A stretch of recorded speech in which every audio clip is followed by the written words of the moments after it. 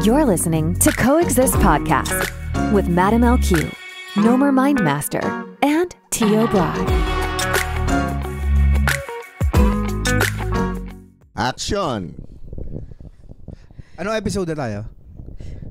Ewan ko. 40 daw yata. Episode 40. Nako, ang dami na nating episode. Yes. At dumadami din ang mga nanonood sa Coexist Podcast. Maraming salamat. Alam nyo ba na may mga community na pinapanood tayo at habang kapag nanonood sila, talagang parang watch party, parang ganon. Talaga? Sa mga Discord nila. Sana all. Wow. So shoutout kay Kay.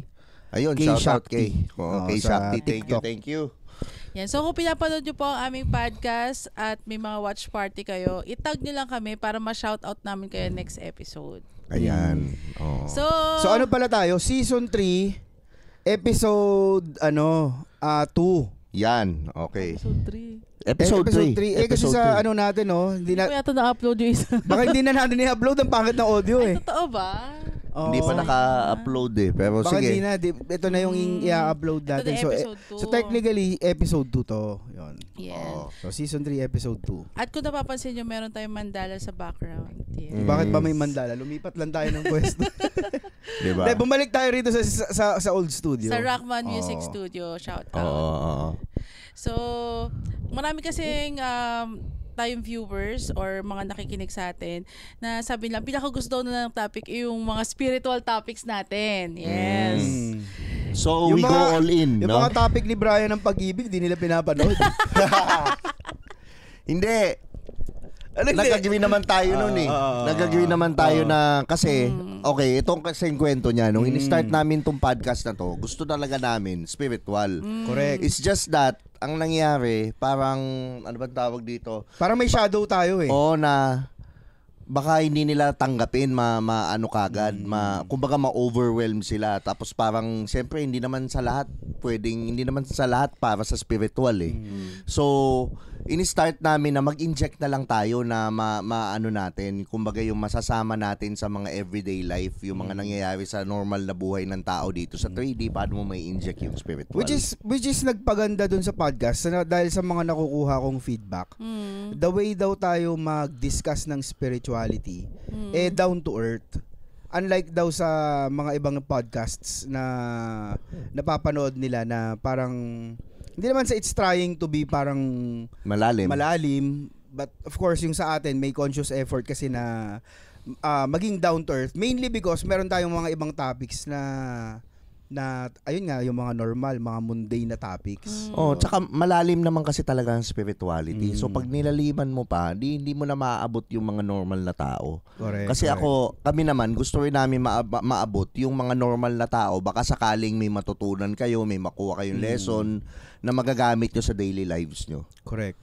Yun lang naman yun. So bago tayo magsimula, bago tayo mag-energy update, syempre, kailangan muna nating i-clear ang ating space. Tama Yes! naman. At syempre, bago maraming salamat sa spirituality team, okay, sa amin din to. Meron kaming Love and Light Mist. Yes. Ang mist na ito ay nagtatanggal ng mga negative energy. Kung feeling mo low vibe ka ngayon or nalulungkot ka or halimbawa may galit yung asawa mo sa iyo, mag-spray ka ng mist. Pagtanggal ng bad vibes. Pagtanggal ng bad vibes. Pag in-spray mo yung asawa mo, mawawala yung asawa mo. Mawawala. Yan. Actually, kapag may kagalit ka or pampabait yan ng tao. Yun. Pag i-spray. Tsaka nakaka-good vibes yung amoy niya, parang wow, okay. Iba yung ano niya. So, simulan na natin. Ako muna. Tsaka, Teka. 4 na taon na natin ginagamit yan. Yeah. Oo. Sure ball. O yan. Actually, siyempre dito, kiklear ko yung space Yeah. yan. Actually, ito yung best-selling na pang-cleanse ng aura sa Pwede rin siyang Shopee. gamitin sa mga crystals nyo pang every time na meron kayong ginagawang rituals or I'm sure nagmamanifest kayo. It's best to spray muna yung Love and Light Mist para clear yung space. Kagandahan kasi nito, it has sage, it has palo santo, other essential oils na brew ng mga shamans talaga. Ang kagandahan nito, syempre, hindi siya fire hazard. Katulad ng pag nagsasage ka, nagka-candles ka. Yes. And tip lang, yung palo santo, kapag sinisindihan kasi natin yung palo santo. Ito talaga talagang sinasabi ko to eh. Yung palo santo kasi kapag sinisindihan, nasasaktan yung mga elemento sa paligid natin. Na wala namang kinalaman. Oh. Yung white sage na lang, if you must really Lens. clear the space through smudging. I entice na white sage na lang. Wag ng Palo Santo. Ayun. Yun. Tsaka ano rin yan eh. Kumbaga, ako ginagamit ko siya Pero ito, may pagkagising. Palo Santo na to. May Palo Santo na to. Ah, talaga? Okay. So pagkagising ko, nag-i-spray ako kagad yan. Yeah. Tapos, bago matulog, nag-i-spray ulit ako para yung energy mo, yung panaginip mo, yung ano mo. Tsaka para pagising mo, di ka lethargic. Oo. Yung parang pangit ng gising Kasi mo. yung mga ibang tao, minsan, nagtataka sila, parang mabigat. Mabigat yung ano. Pero dapat matutunan nyo, mag-release kayo every night bago kayo matulog, mag-clear kayo ng space, mag-release kayo. Kasi lumalabas tayo, madami tayo na-absorb na negative energy. Yes. Minsan yung boss mo, minsan yung kaibigan mong puro chismisan, mga ganon. So madami ka Kaya nga, nakukuha. ang sinasabi nga a good day starts The night before. the night before. Exactly. Oh. Yep. So, kailangan cleared yung space mo bago ka matulog. Yun. Yeah. Yun. So, ayun, check out yun na lang sa Shopee or sa TikTok shop namin. Search yung Spirituality. Tapos yun yung Love and Light Miss. Yep. Yan. Okay. So, itong season 3 natin ngayon sa Coexist, siya sabi ng mga tagapakinig natin na we are the #1 spiritual podcast in the Oo, kayo, Philippines. sila na nagsasabi grabe niyan, na yan ha. Grabe na yan. Yun. Pero maraming salamat ha. So, syempre, i-claim na natin yon. Oh, bakit naman hindi? Diba? Ilan na lang naman. Hindi, #1.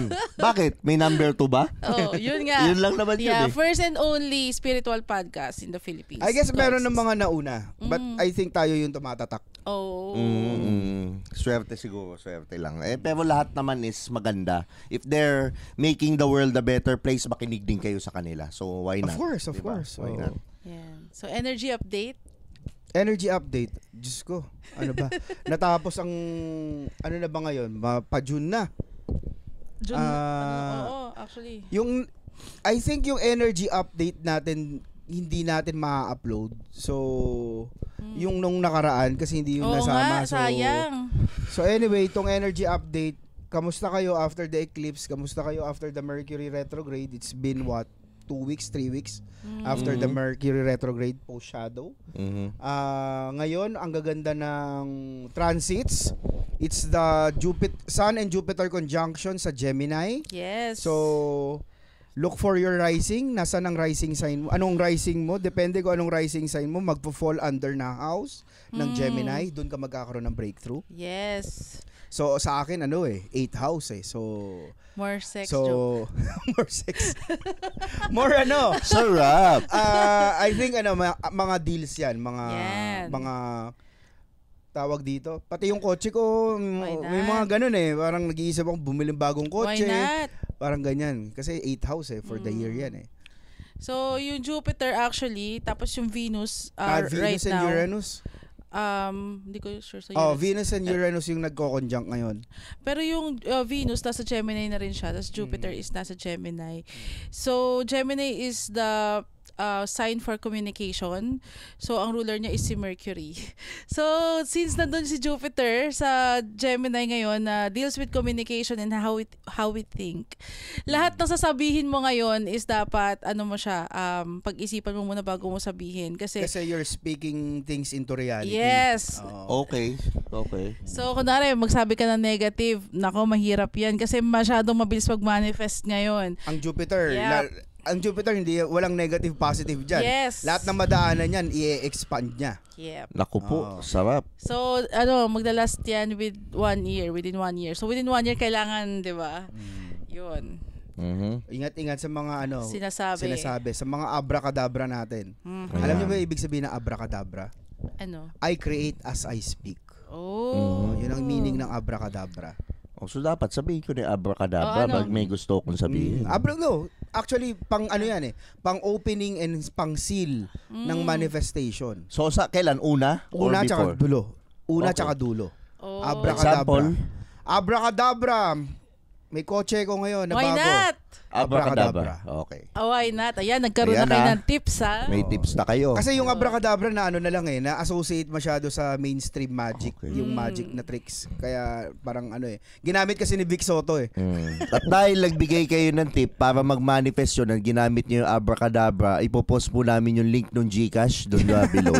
Doon nyo i-send. Para Sana ma-confirm. Sana all. Okay, so maraming tatanong na i-cover naman daw natin ng more intensive yung subject about spiritual awakening. Parang back to start tayo nito. Wow. Yes. Kasi I believe meron na tayo nito sa season 1 pero parang in-insert lang natin, hindi siya in-intensive na topic. Gusto na nila habang patagal ng patagal, parami ang nakikita ko nag-a-awaken, ano? Madami.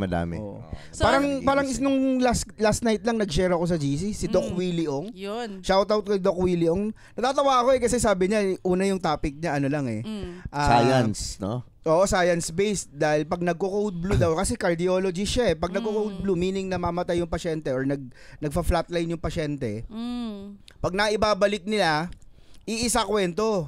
May mga kwento about life after death, parang ganyan. Tapos mamaya si Doc Willie Ong nagdi-discuss na ng Akashic Records, nagdi-discuss na ng Soul Tribe. Nakakatawa lang eh. Galing diba? Doc Willie Ong na yun. Ibig sabihin marami na talagang hindi, si Doc Willie Ong very apparent na hindi siya bagong gising. Matagal na siyang gising. Ang dami niya librong na nabasa eh. Most likely. Mga Dolores Cannon yung mga references niya and yung mga tawag dito, heaven is real, heaven is for real, yun yung mga references niya. So, yun nga, tawag dito, even yung mga mainstream content creators right now are starting to speak up about spirituality. Yes. So, ang nangyayari, ang dami nagigising. Yan. So, in definition, ano ba talaga yung spiritual awakening? So, a thing is only a thing if it has a contrast. Ang contrast ng awakening is sleeping, di ba? So, yung spirit, ang contrast niya, ego. Yes. So, all our lives, duality, no? Oo, duality eh. Yun, kasi yun ang method of thinking pag nasa 3D eh. So, all our lives, bago tayo magising, we live according to our ego. We live according to what the society tells us how to live our lives, di ba? And at some point, yung ego o yung spirit within the ego nagigising. Yun yung sinasabing nagigising yung kamalayan, nagigising yung diwa. Okay. Kamalayan is consciousness, di ba? So nagigising. O pag nagising siya, parang nagkakaroon ng mga maraming existential questions. Parang, is there more to life than just this? Ito na ba yun? Tsaka napaka-uncomfortable. Medyo, lalo na kung naalimpungatan, ganun din eh. Yung uncomfortable doon, kasi kung talagang i-divide natin, 80% of the time ang awakening, especially nung natin, yung era natin. Yes. Sabihin na lang natin mga pinanganak ng Pluto Scorpio era. Yeah. Tapos Pluto Scorpio na, yung parents ko Scorpio pa parehas. Diba? So, yung mga nagising ng mga Pluto Scorpio, karamihan dyan, nagising because of breaking of the heart. So, 80% of the time, breaking of the heart. Ano ibig sabihin ng breaking of the heart?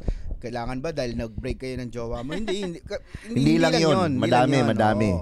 Pwedeng yun. Minsan may ganon. Yung sobra talaga. Hindi. Ako hindi. Yun. Pero yung talagang yung namatay si Ermat. Yun talaga yun. Tapos, parang may sadness na mararamdaman. Death of a loved one, nawala ng trabaho. Na-scam nawala ng pera, lumagapak ng sobra, diba? Pero yung mga generation naman ng Pluto in Sagittarius, lahat dun parang opening of the mind. Medyo halo na, naghahalo na. Ngayon kasi nasa Age of Aquarius na tayo, technically, walang kinalaman sa Pluto. Pero technically nasa Age of Aquarius na tayo. Sabi nga nasa fourth turning na tayo eh. Sa fourth turning, Age of Aquarius is associated sa mind. Dumadami yung nagigising sa opening of the mind. Kasi nga naging madami na rin yung teachers na nagising naman sa breaking of the heart. Nagtuturo na ngayon. They're starting to speak about their spirituality. So maraming mga bata ngayon, parang yung pamangkin ko. Ilang taon na ba si Sam? 14 years old. Pamangkin ko si Samantha. Nag-aaral ng astrology. Nagtatanong sa akin ano daw yung starseed niya, roots niya. Diba? So, dami sa kanila nagigising dahil syempre TikTok. Yun. Pero meron ding mga false awakening. Anong definition mo ng false awakening? Ang definition ko kasi, para sa akin meron tinatawag na psychic awakening, pero hindi siya spiritual awakening. Yung parang psychic awakening, parang feeling nila kapag may na-activate sila na modality or na-activate nila yung third eye chakra nila, feeling nila spiritual na sila, but that's not necessary spiritual awakening. Hindi dahil parang na-activate mo yung third eye chakra mo or feeling mo. I doubt nga na na-activate yung third eye chakra in the first place eh. Kasi Bomalabs yun eh. Parang usually root, sacral, tsaka ano lang eh. Solar. Heart. By generation. Ngayon, nasa 4D pa lang tayo eh. Lahat tayo nag-aayos pa ng heart eh. Yes. Kaya pag may nagsasabi na, sa 5D consciousness na ako, ba't nandito ka pa? Okay. Tsaka yung 5D, pwede naman, pero bumabalik ka pa rin sa 4D, tumatawid-tawid ka. Bumabalik ka pa nga ng 3D eh. Yung 4D, hindi mo pa nga perfect eh. Ang dami mo pa nga galit sa puso. May judgment ka pa sa mga kapwa Yan mo yung kahit mga false kaunti. awakening na sinasabi. Diba? Oh. tapos yung na false awakening para sa akin, yung tipong, okay, so may na-discover siya about sa self niya. Tapos naging spiritual ego na. Yung parang dapat ang spiritual awakening is dissolve mo yung ego mo. Parang yung higher self mo yung mas mangingibabaw, di ba? But this one, yung ego tumaas kasi pero spiritual ego siya. So para sa akin, di mo siya pwede masabi na spiritual awakening. Kung sobrang taas yung spiritual ego mo, lalo na kapag you think you're better than others, you think you're more special than others, kasi tingin mo, oy, ako lang kaya gumawa nito, ako lang sobrang powerful ko. So, yun. Tsaka meron tayong, sabi nga ni Aaron Abke, quoting Aaron Abke, meron ding mga taong nagiging spiritual narcissist, kung tawagin. Yan yung mga tipong nagkwekwento ka ng mundane, ang isasagot sa'yo, past life, ganyan, spiritual din. Kumakain kayo ng steak, Oo, tapos kumakain biglang kayo. naalala ko nung nasa Egypt pa ako. Oo. Pasunod ko sa Egypt. Ganon. Yun, isa yun. Pangalawa, yung tingin mo you're better than Yun nga. the other people na hindi gising. Ay, filthy humans. May mga bumabanat May na ganon. napapanood ako sa TikTok, ganun siya eh. Oo. Kayo mga brother. Ganun siya magsalita eh. Oo. Kayo mga brother, mga tulog pa kayo. Ako gising na gising Yun. ako dito, brother. Oo. Parang, ano bang pinopromote ng spirituality? Or ano ba ang pinopromote ni Jesus Christ, which is our master, di ba? Oneness. Oneness. Kumbaga, lahat tayo iisa, walang judgment, walang ano. At saka yung mga tulog ngayon, magigising din naman yan eh. Maybe not in this lifetime, maybe in 5,000 years, maybe when they incarnate. But once, lahat tayo, ang goal, lahat tayo makabalik sa Ama. Yes. Di ba? Absolutely. Tapos yung mga iba, since napag-usapan natin yung starseed clothing mo, di ba? Like say, for example, na-figure out nila na starseed sila, tingin nila sa ibang tao, ay hindi starseed, ako starseed. Yung mga ganon. Oo. So, I parang, think ano yan eh. Ang nakikita ko naman Dayan, pwedeng nagkaroon sila ng spiritual awakening. It's just that, natrap sila dun sa mga yung, okay, ganito kasi yan eh. May spiritual bypassing na nangyari. Kasama. Pero ganito kasi yan, ang ego natin, napakatalino niyan. May sariling utak yan. Naakala mo ikaw din yan. Okay. Ikaw din yan talaga. But of course, meron yan sariling.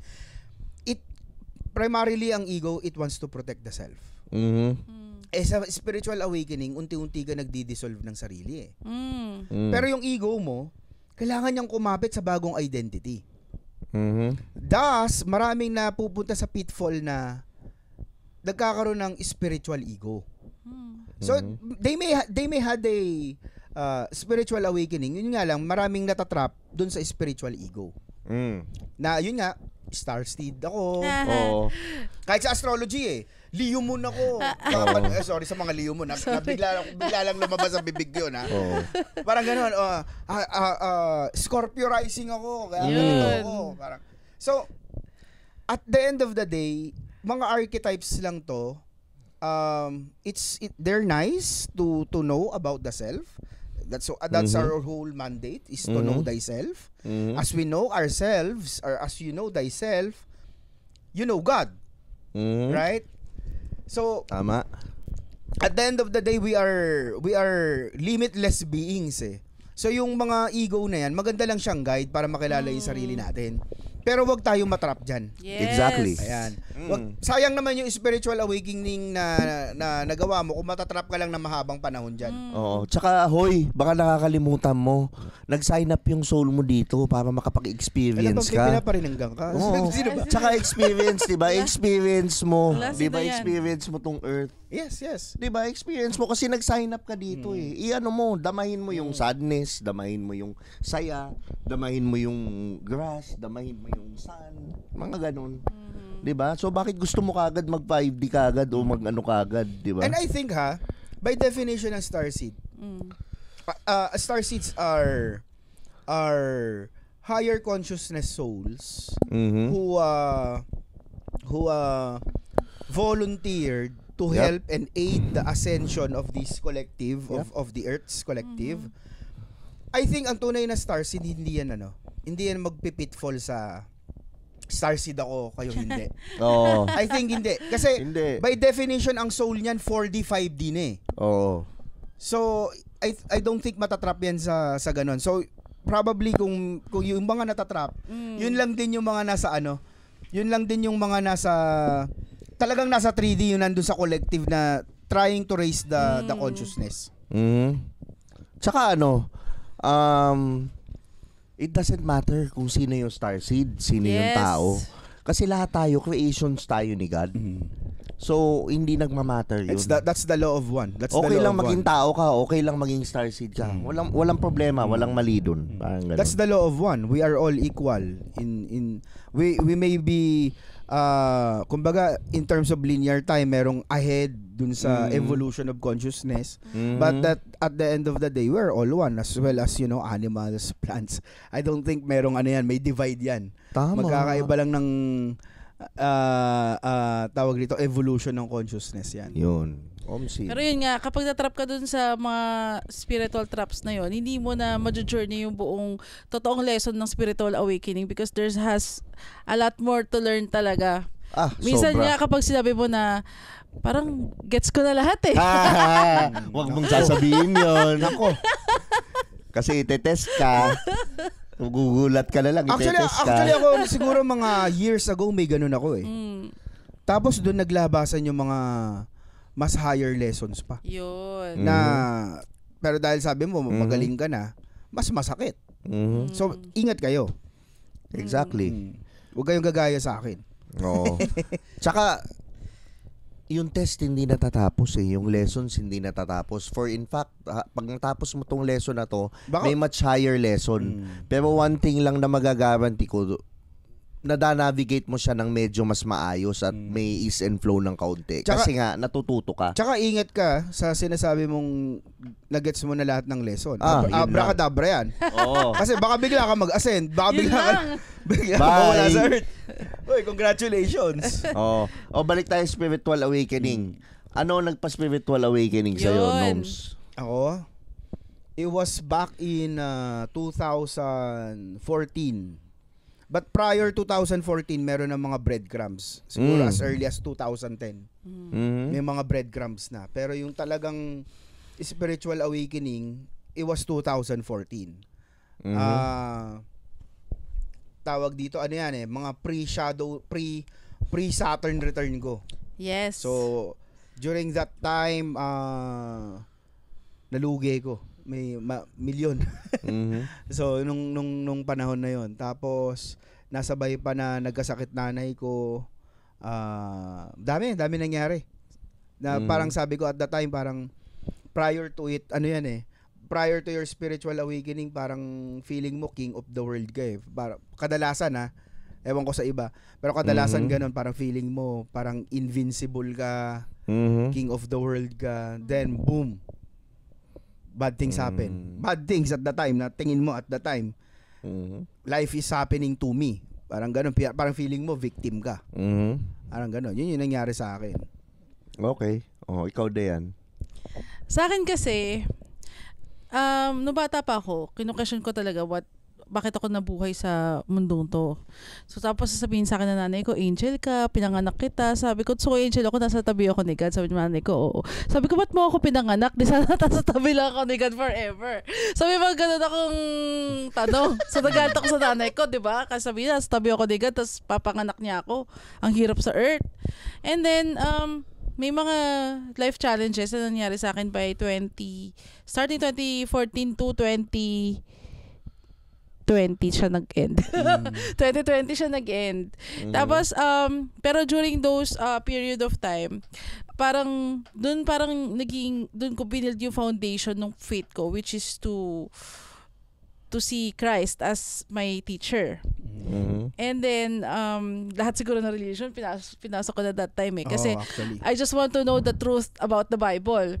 Kasi iba-iba sila ng interpretation. So, parang, kinuha ko what resonates dun sa religion na yan, religion na to, and all.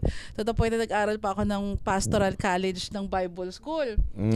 Pero, it was 2020, nung nagkita uli kami nila Kuya Nomer. Tapos parang in-explain niya na there's more to it than religion.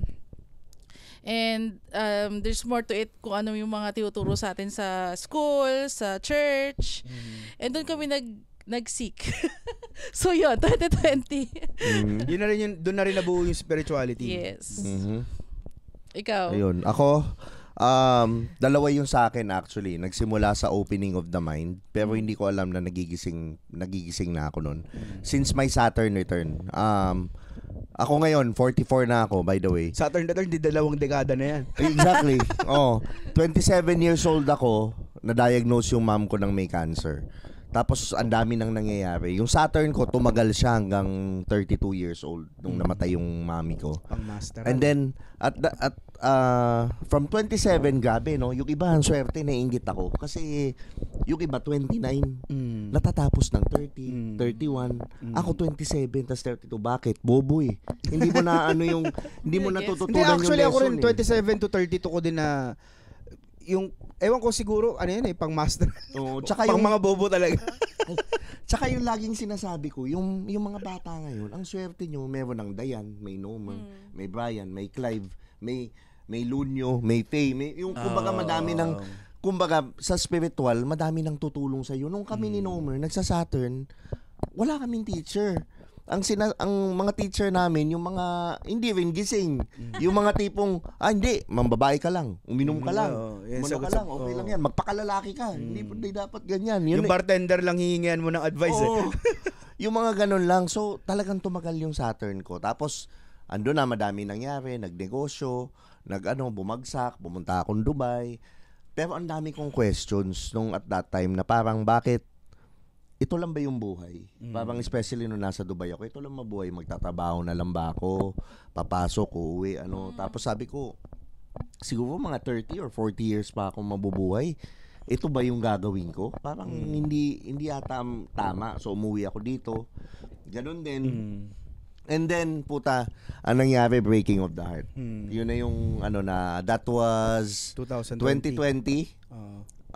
And then, nagkita ulit kami ni Noms nung 2021 January, nag-decide ako, sabi ko, magiging content creator na ako. Gagawin ko to, hindi ko to. Simulan ko, ito muna. Sabi ko si Nomer kasi 18,000 subscribers na to.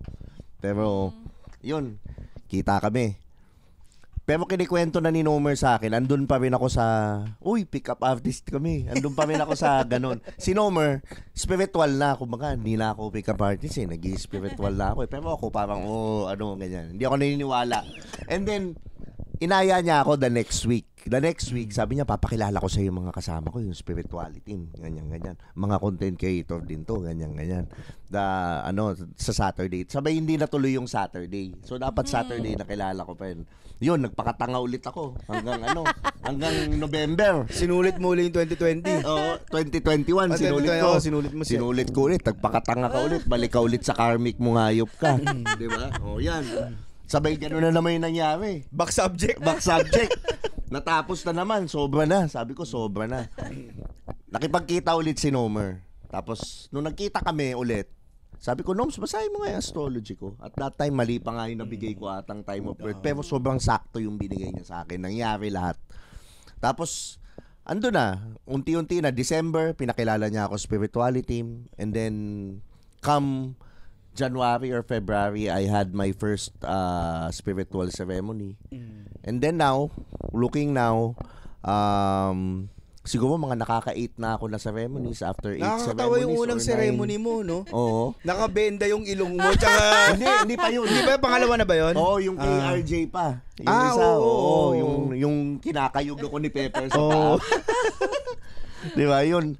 Tapos after 8, 9 ceremonies, ayan na. Kumbaga, kasi nag-ano rin ako Catholic ako. I'm still Catholic right now. Pero nung Dubai, nag-serve din ako sa Christian church. Okay, hindi alam ng pamilya ko to. Yan, alam nyo Pero na. andun yung questions ko kasi. Parang actually mas nag-enjoy nga ako dun sa Christian church. Kasi yung tugtugan, maganda. Tapos parang wala yung masyadong... worship services. wala masyadong rules. Alam mo yung parang ganun. Kasi ako ayoko ng rules talaga. That's me. And then pero kulang. Parang... Kulang pa rin. Ang dami ko pa rin question na ito ba ang buhay, anong purpose ko, anong ano ko. And then eventually, yun nga, nung na-introduce sa akin spirituality, boom, sobra-sobra yung mga sagot. Sobra-sobra yung mga nakuha ko. Hanggang ngayon, yung mga wisdom, yung mga na-absorb ko pa din. And then, ando na rin ako sa point na hindi ko alam nagiging teacher na pala ako. So, yun, nakakatuwa lang din na ang haba nung journey. Grabe. Parang 27 years old, bro. Oo. Diba? Yun. Pero ngayon, saya. Pero pag tinitignan mo, no, during the time na nasa storm ka, during the process of awakening, ang perception mo about life is that life is happening to me. Yes. Biktima ako. Yes. Parang ganyan. Yes. Pero after na nagsettle, nakalabas ka na, yun nga, nagising ka na, you're starting to realize, life is not happening to me pala, life is happening for me. Tsaka lahat yun nangyari para magising ako. ang malala nun, ito ko lang ngayon na honestly tawan-tawa ako sa sarili ko, parang ang gago ko dati, parang na-realize ko, ang dami kong sinisising tao. Kasalanan nito, kasalanan ni ganyan, kasalanan, parang ako yung napakabuting taong biktima na ako na nga yung may ginawa, ako na nga yung nanakit, ako pa yung biktima, di ba? Pero pag nakantigan ng konti, feeling mo sila lahat masama. Yung ganon, yung parang ang dami mo sinisisi na mali pala kasi you're giving your power to the outside forces. Yes. Well, your power is within you. Yes. Sabi nga, you cannot control the wind but you can only control your sail. Diba? Yun, mismo. Yun lang. Nasa iyo yung power. So, mas madali pag nasa iyo yung responsibility. Right. Nasa iyo yung power. That's very empowering. Tsaka yung kung pangit yung nangyayari sa labas mo, ibig sabihin yung loob mo pangit din. Correct. Nagmamanifest sa mukha mo, pangit ka, dingayop ka. Diba? Yun. So, at the same time din, kaya pala nung nag-spiritual awakening ka, pinagawa ka agad yung ilong mo. Yun Oo. Talaga nagmamanifest. Pero seryoso, pati sa balat nagmamanifest yun. Di ba yung healing? Si Vishen nga, sabi niya, yung balat niya dati iba, pero nung awaken, grabe. May glow, may certain glow. May certain glow ka. Tapos magugulat ka na lang, magnetic ka, na in a way, parang andyan yung aside sa madaming nangihingi ng tulong, andyan din yung magnetic yung personality mo na parang gusto ko yung energy ni ganyan. Kwento mo yung energy ko nung nakita mo ako nung una. Nung nakita ko kasi si Tio Bray, buntis kasi ako doon. So, very sensitive and heightened yung aking mga sensitivities at that time. So, nung unang pagkita ko kay Tio Bray, hindi ko siya matignan. Like, sabi ko nga, parang ang rude ko naman nito, hindi ko siya titignan. Kasi naiiyak ako. Kasi sabi ko, bakit gano'n? Si Dayan kasi may channeling di ba? May channeling siya na ability. So parang ang daming mga emotions ni Tio Bray na parang binaon niya na hindi niya inaddress. Totoo. Ganun talaga. Kasi nga aside diyan sa Scorpio ko, ang Scorpio kasi sanay sa dilim. Na minsan yung dilim nagiging normal na parang okay lang naman ako. Ginawa niya ng hobby. Ginawa na niyang hobby yung dilim. Okay lang ako.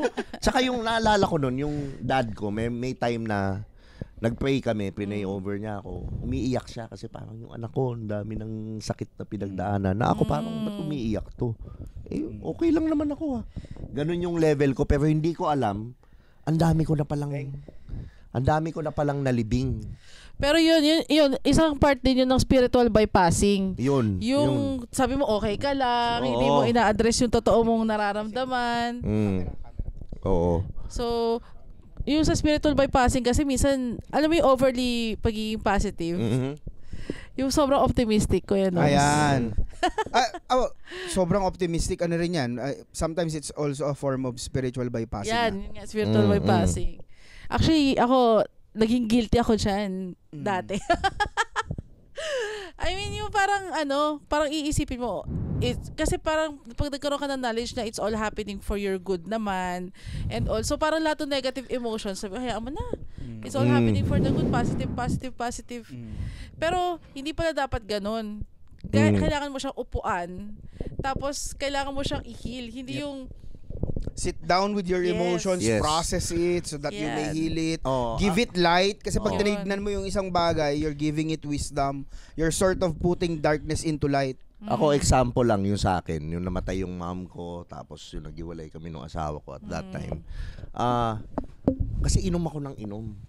Every time na sa bahay, mag-isa ka, ay, ayoko to. para Aalis ako. ayaw maisip, para hindi mo Oo. maisip. Ayoko maisip. Lalabas ako, makikipagkape ako. Laging ganun.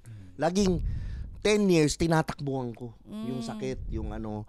Pero yun, mali pala yun. Minsan, mas maganda pang mag-iyak ka na lang ng 1 linggo, mag-ano ka. Pero after nun, release. At least na-release mo. Okay ka na. So, you sit with your feelings, madama mo. Yun, kumbaga, di ba, when there's feeling, there's healing. Correct. Di ba? Parang ganun. So, yun. The greater you feel, the greater you heal. Yun. Di ba? Actually, naalala ko rin ganun ako. Nung na-confine pala ng nanay ko, first time na na-diagnose yung nanay ko ng chronic kidney disease. Naalala ko pala nung gabi. Ngayon ko lang naalala, nung gabi na yon, Royal Rumble nun eh. Nanood ako Royal Rumble. Nanood ako sa bahay ng Royal Rumble. Oh. Naubos ko yung isang bote ng Jack Daniels. Wow. Grabe.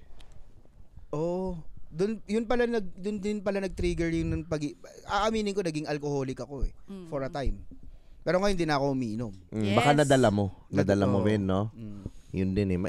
Iba talaga pag namatayan na nanay eh, or something magulang. Iba ano. talaga pag lalo na kung lalaki ka. Oo. Tapos Oo. close kayo ng nanay mo tapos Oo. totoo yung sinasabi ng nanay natin na kawawa kapag nawala ako eh. Totoo yun. Totoo talaga. Yun.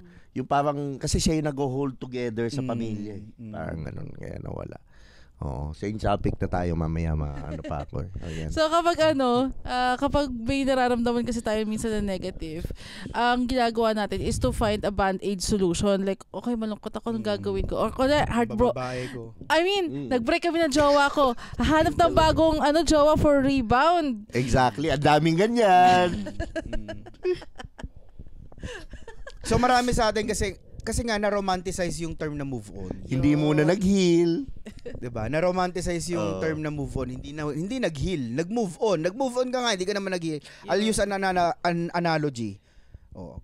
From the breakup, sugatan ka. Oo. Yes. Yan. Oh, sugatan ka. Ang ginawa mo, sabi sa'yo, mag-move on. Lahat ng tropa mo, yun ang sinasabi, move on. Yun din yung napapanood mo kay Popoy tsaka Basha. Ang aga mag-move on, 3 months. Oy, Bryce, excuse me sa... Ayun ka! Sorry. So, di ba, ano nangyari sa'yo? Sugatan ka, nag-move on ka, para kang nakasaklay. True. Di ba? Anong mangyayari? Madali ka ring madapa uli. Kasi sugatan ka eh. Worse, you trip on other people. Yes. Na Yun yung hindi ka naman sinasabi. sinaktan. Yun. Na hindi ka naman sinaktan. Yung kumbaga, willing silang mahalin ka, pero ikaw, dahil hindi mo mahal yung sarili mo, dahil hindi mo hinil sarili mo, di ba sila nabibigyan ng pagkakataon? Saka yung, sabi nila, halimbawa may jowa ka, palitan ko na tong boyfriend ko. Kasi siya yung problema eh. Di ba? Gano'n naman yung mga iba. Nagpalit ng boyfriend. Pero ganoon pa din. Same problem. Bakit?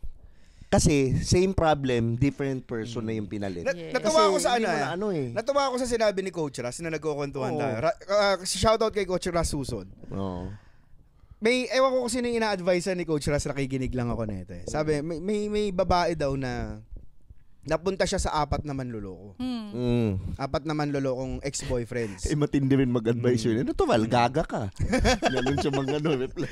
Sabi ni Coach Ras, parang sabi niya doon sa ina-advisean niya, may isang babae na 4 na beses nakakuha ng manloloko. Ngayon, may game show. May game show daw. Doon sa game show, yung babae kasali. Doon sa game show, merong 99 na matinong lalaki. Uh-huh. Okay. Tapos may isang manloloko. Napili yung manloloko. Sa tingin niyo, kanino siya mapupunta? Sa manloloko. Hindi. Saan? Kahit kanino. Okay. Pero sasabihin ng babae, manloloko yung nakuha niya. Oh, makes sense. Oo. Di ba? Oo, kasi nga, yun nga, hindi mo muna hinil yung sarili mo. So, hindi mo pa natutunan yung lesson. So, you know the universe na rule niya. Pag hindi mo natutunan yung lesson, uulitin niya lang different person. Kasi nga, tawag dito, your mind is your mind can only comprehend, or your eyes can only see what the mind is ready to comprehend. So, dahil hindi ka ready makakita ng goodness dun sa ibang tao, because of your guilt, shame na hindi mo ina-address, yun ang makikita mo sa ibang tao. Kahit gaano siya kabuti. Isa pang analogy. Okay. Ito, majority, ewan ko kung sa akin lang to, majority babae, pero meron din mga lalaki at isa ako dun sa mga lalaki yun. 'Di ba? Sanay ka, nagkaroon ka ng toxic na relationship. Mga siguro nakakatatlo ka na, Sino yan? Isa. Pangalanan natin. Yan. 'Di ba sanay ka, toxic relationship. Okay. Nagiwalay na kayo ng toxic mo, may dumating. Putang ina, ayos. Yung dumating, pinaghahandaan ka. Yung sobra na. Boring naman, sabihin mo. Yun, mismo. Dahil ikaw, sanay ka sa toxic, yun na yung familiarity mo, familiar environment mo, napunta ka dun sa tamang tao, sinisisi mo na naman yung tamang tao. Ang boring nito, ang tatawagin mo siya boring. Pero well, in fact, siya yung healed. Correct. Ikaw yung hindi healed. So ikaw, nakakita ka naman ng bad boy, itago na lang natin sa pangalang, halimbawa, Joshua Agatep. Lilipat ka ulit dun. Oo. Kasi yun yung familiarity. Pero kung Joshua Agatep ka, makakahanap ka rin ng katapat. Yan! Grabe yan Ano gagawin mo? Punta ka Singapore. Laglagan. Putang ina, laglagan. Ayaw mo maghili. Yun. So yun nga, babalik ka ulit dun sa toxic mo. Tapos, magreklamo ka na naman. Lord, ba't hindi mo ako binibigyan ng maayos na lalaki? Gago ka pala eh. Binigyan na kita ilang beses. Ang dami mo nga pino-endzone eh. Diba? Yun yung sinasabing, you sabotage your opportunity for peace because chaos is familiar. Yes. Ang ganda nun. Diba? Ang ganda nun. Bars yun, bro. Parang nai-imagine ko dyan eh. Parang yung isang religious na tao na lumubog yung barko ngayon, nasa balsa siya ngayon. May mga kasama siya. Dasal lang siya, grabe yung faith niya eh. Dasal siya, ililigtas ako ng Diyos. Ngayon may dumaan na mga mangingisda. Hindi siya sumakay. Hindi, ililigtas ako ng Diyos eh.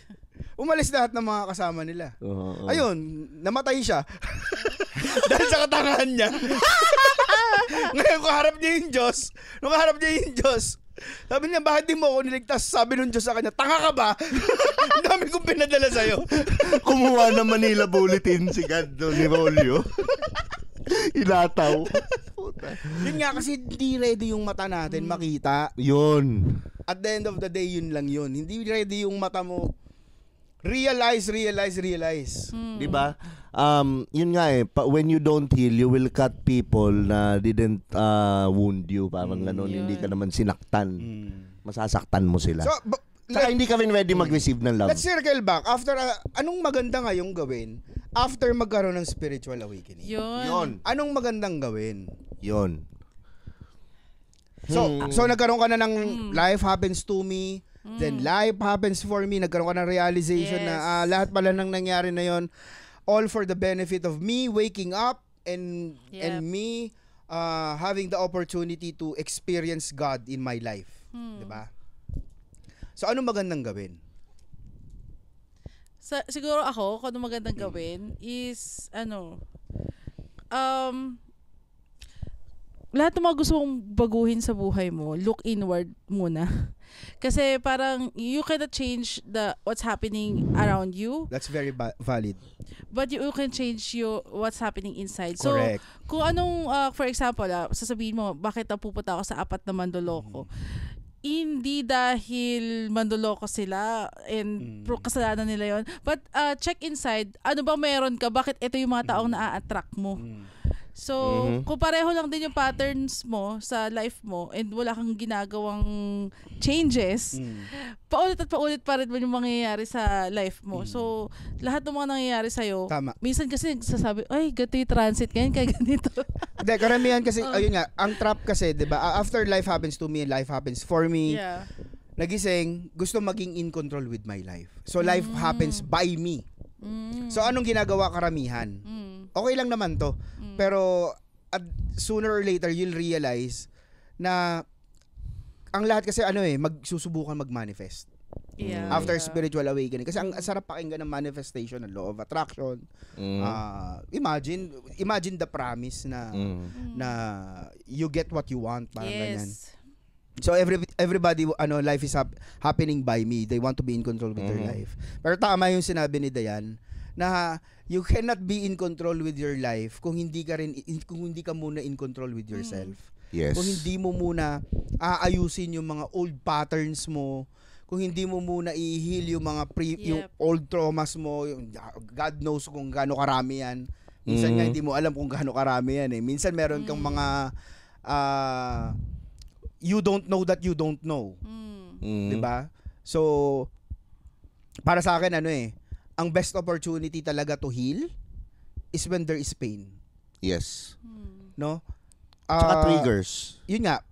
Kung the trigger kasi is pointing you in the direction of what needs to be healed. Mahirap mahirap mag-heal ng minsan hindi effective kung wala yung pain. Minsan halimbawa i-heal mo yung inner child mo. Yung sinasabi mo. Hinil mo pero wala namang trigger, walang pain kasi nga nasa nasa likod ng subconscious mo yan eh. Pinilit lang, nag-attend ka lang ng seminar. 'Di ba? Medyo superficial. Until such time na you're in front of the lesson na may nangyayari talaga and you're healing the pain. Yun yung pinaka-effective for me. Yun. Yeah. Then, sabi nga ni Kuya Nomar, di ba, pag spiritual awakening, lahat gusto mag-manifest and all. Para sa akin, gusto ko lang idagdag doon sa sinabi mo na, yung iba kasi parang sinasabi nila, bakit ganun? Nagbibigay naman ako sa kapwa ko, hindi man ako madamot.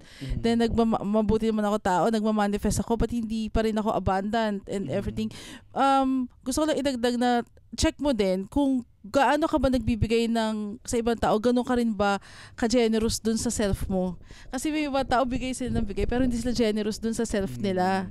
Kumbaga may mga tao kakilala like okay, sa pamilya nila, generous sila. Pero yung sarili nila, tinitipid nila para mabigay nila doon sa pamilya nila. Now, how can you attract more abundance if tinitipid mo yung sarili mo? Ikaw yung source. Correct. Yes. So, tapos minsan sasabihin nila, parang may nabasahan kasi ako sa astrology, sabi, bakit sabi mo yung Jupiter nasa second house ko? Sabihin, dapat mayaman ako, ganyan. But parang hindi naman nangyayari. Kasi, yung astrology is just like a weather update, energy update. Mapa. Ano lang siya parang lahat naman kasi outshineable. It also depends on you pa rin, kahit ano man yung nasa transit and everything. And then, actually, pero to be specific with that placement, Jupiter second house, in my observation, maraming pitfall dyan. Hindi ko sinasabing lahat ng may Jupiter second house ganito. Pero maraming may Jupiter second house. Jupiter kasi is planet of abundance para sa ibang nakikinig. Second house is the finances. All their life mayaman. Kaya parang dahil na yun na yung norm nila. What's parang, the next? Parang hindi nila na-appreciate. Hindi nila na-feel. So yung attitude of gratitude is another skill set that you have to develop talaga for you to attract more abundance. Tsaka yun nga, sa akin, importante talaga lahat babalik at babalik sa healing. Kasi yung pag nag-heal ka, lahat yan na-outshine mo, na ano mo. Pag full ka lang of joy, love, peace. bakit yung iba tao takot sa healing? Yung alam naman nilang may kailangan silang i-heal and i-face the Takot shadow. harapin Pero ayaw nila. I'll use an analogy kung tignan mo kung gaano kamali ang society natin right now. Puro outwards. Oo. Pero let's go back to the scripture. May Garden of Eden. Perfect. But because of sin, umalis tayo sa Garden of Eden. Ngayon, we're trying to come back to Garden of Eden by walking farther from Garden of Eden. I don't think makakabalik ka. Exactly. 'Di ba? At the most, baka mag-circumnavigate ka sa buong mundo para ka nang makabalik ka sa At least Garden of nakapag-travel Eden, ka. 'di ba? Pero is that even possible? But the point that I'm driving at, if the path is returning back home to the Father, no? Parang ano 'yan naliligaw ka. Alam mo kung saan umalis ka ng bahay mo, paglabas mo ng bahay mo, naligaw ka. Sasakay ka ba ng bus papuntang Tacloban? Hindi. Hanapin mo yung bus pabalik ng bahay nyo, di ba? Pwede naman kung hobby mo maging tanga. So kita mo, pero ganun yung society right now. Parang ang life is about, dagdag ng dagdag, chasing the next big high, chasing what's next, chasing happiness, chasing, But truthfully, ang framework is it's going inwards. It's returning back to the Father, returning back to innocence. Return to innocence. Pagiging childlike, pagiging approaching life with curiosity, approaching life with enthusiasm. Like approaching life every day as if every day is an adventure, each day is full of lessons to be learned. And walang judgment na pangit yung nangyayari sa akin, maganda yung nangyayari sa akin. It's just an experience. Yes. Subjective yan lahat. Subjective at the end of the day sa judgment mo kung masama or mabuti. But at the end of the day, walang masama, walang mabuti na nangyayari sa'yo. Everything is all happening for you. Yes. Yan. Yun nga. Siguro tapusin na natin to. So, I'll just credit si Michael Beckwith because yung ginagamit ko na framework, yung life happens to you, life happens for you, life happens by you. The fourth and final, the stage is when you become, lahat na heal mo na. Madidissolve mo lahat ng separations. Pag na-dissolve mo yung separations, you'll have a realization that you are one with everything. Yes. Much like the Jesus Christ consciousness. Much Iisa like lang, the Christ Christ. consciousness. Oo. Life as me. To me, for me, by me, as me. You're one with everything. You're a droplet of water from the ocean. You're like the wave from the ocean. The wave is not separate from the ocean. Yan. Yun lang. Tsaka wag nyo nang hanapin yung the one because the one is me. Yes. Kanina mo sinasabi yan. Joke. Sarili ko. Totoo naman Ako naman. Yun ang ano ko ngayon Parang hinahanap ko yung the one matagal na. Tama naman. Pero na-realize ko ngayon, the one is me. Yes. And you are that too. Yes. And add ko lang, kapag na-heal mo lahat ng mga traumas mo, lahat ng mga fears mo and shadows, mas madali mo ma-attract lahat ng gusto mo. Yun lang. Yun. Actually, Abundance, effortless. Na Totoo. Pero may, sasabihin ko may lang ease and flow. baka walang ma-misinterpret nila. Oo. Ma-misinterpret nila. Yung abundance is not the goal. True. Kasi parang medyo bumababad sa healing para mag-abundance, totoo healing naman. para mag-abundance, healing para makapag-manifest. Totoo naman. That's not even the goal. That's just a side effect. Side Yes. effects. True. Abundance is just a side effect. Yeah. Yes. And you'll love it. Oh. Yun And talaga. you'll yun. love it kapag nangyayari na siya. But that's not the goal. The goal is to come back home to the Father, Yes. having a communion with God, Yes. with your Creator. Amen. So, maraming salamat, Starseed Clothing. Ito nga palang suot ko, ang pangalan. Actually, ngayon wala Duality. nakita na malapitan. Maganda. Bungo, Yung roses. pattern na yan. Parang ano siya, yung bungo, bumait, naging sweet yung bungo. Kaya ang tawag ko dito, duality. Kala ko, yung bungo, naging mabait, ang tawag sa kanya, bungol. Nagkaroon ng love Starseed Clothing, siyempre kasama ko Saan dito. nabibili yung Starseed Clothing, Bri? Online pa lang, so ilalagay namin yung website sa description. Narinig ko limited dyan, di ba? Limited. 100 pieces lang ginawa namin per design. Alam ko meron kayong pasabog dyan kung bakit Basta kailangan na lang kailangan nang habang bumili. di mo pa pinapasabog. Habang di pa pinapasabog. So, 100 pieces per piece. Ilalagay ko link down below. Per style. Per style. Dalawang collection ang ginawa namin. Magkakaiba kaming design ni DJ Lunyo, which is partner ko. Grabe, no? Yan yung manifestation. Dati binabash mo lang. Binabash ko lang DJ Lunyo. Ngayon, partner ko na sa negosyo. Tropa pa natin. Diba? Grabe. Yun yung effects ng healing. So, yun lang. Shoutout doon kay Doc John Seneca. Shoutout din, syempre, sa Shift International. Yun din. Sa Shift.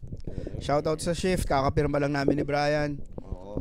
Yan. And syempre, kung gusto mong magpa-reading ng iyong future, present, past, kung ano man, yan, punta lang kayo sa Spirituality. Meron kami website, spirituality.ph. And yung para dun sa healing, try to avail the shadow work hypnotherapy. I'm not pushing, I'm not selling here.